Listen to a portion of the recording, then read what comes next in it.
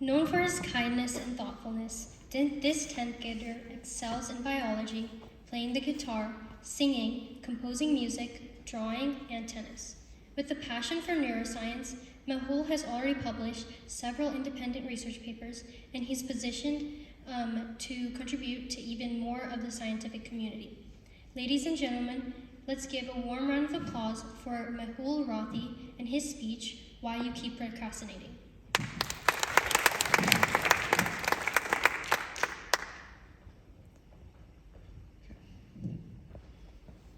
Hello, my name is Mehul, and today I'm going to talk about procrastination. Stop stalling, tips to beat procrastination. So, the overview of this is the first trigger is fear, the second is self-sabotage, then it's exhaustion, perfectionism, and overwhelm. Trigger number 1, fear. An average person procrastinates about 280 minutes a day.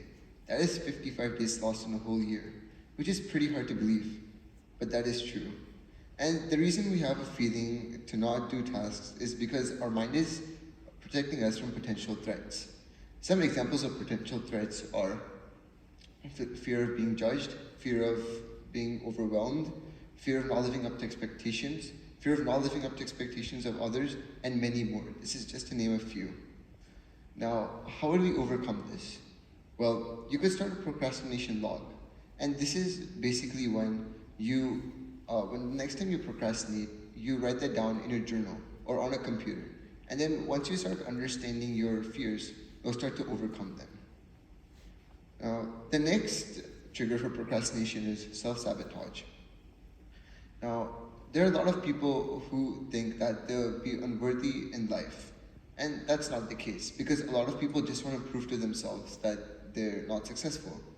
And there are two main ways to break out of this cycle. The first way is that you should understand that you have value that you can bring out to the world. And this is really important to understand, and along with this, you should also understand all of your achievements, and you should always think about them, no matter how small they are.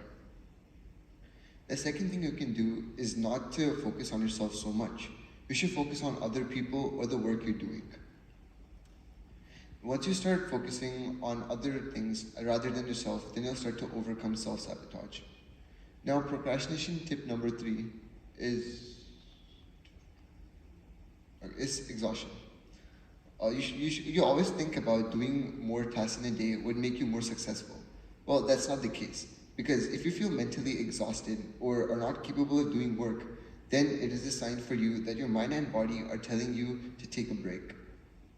You should always check in with yourself.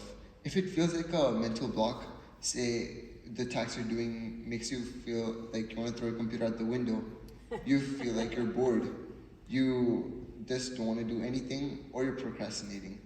But if it's a sign of physical exhaustion, for example, you have heavy eyes, or you have brain fog, then this means that your mind and body are telling you to take a break and you should slow down and you should call out sick if you must. The next tip for procrastination is perfectionism. There are two types of perfectionists: adaptive perfectionist and maladaptive perfectionist. Now, Kevin Stoltz and Jeffrey Ashby, the researchers that define adaptive perfectionists as people who derive satisfaction from achievements created through intense effort without succumbing through intense efforts. And on the other hand, maladaptive perfectionist is defined as a person who often feels the need to be in control of every aspect of their lives and environment. A few tips to maintain perfectionism without being overwhelmed are to always make the first version of whatever you're doing suck. Well, this is because if you focus on every small detail and every sentence, then it would take a long time to complete the task and you would be lost in what you're doing and you don't know where to start. Now, the next trigger for procrastination is overwhelm, and this is the last tip as well. So, you know when you have 50 tasks on your to-do list and all screaming out to be done, but you don't know where to start? So basically this happens when the place where you are right now and when you want to be feel really far away. And you're so impatient, you felt like you want to be there yesterday. So How would we solve this? The solution is really simple. The first thing you should do is to make a schedule with a reasonable timeline. You can start doing this by breaking down your large steps and large goals into small chunks and spread that over a long period of time. This would help you to complete assignment in a few days. And then the next thing you should do is create a schedule. Schedules nowadays are really easy to make because there are a lot of apps which you can use to create a schedule. And this provides an overview of your month or your week, and this could help plan out your time. So it's good for time management. And the last thing which you should do is prioritize your tasks. Because if you prioritize your tasks, then you could help save a lot of time, and it would be good for you.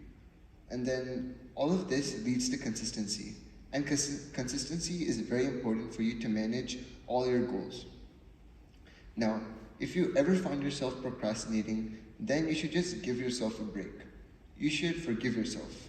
After all, you are a human and you've been doing this for thousands of years. And also, if you overcome procrastination, then you will also overcome the endless cycle of endless shame and guilt. And this will also allow you to get yourself back on track. So you might be able to finish your work. That's all for today. Thank you.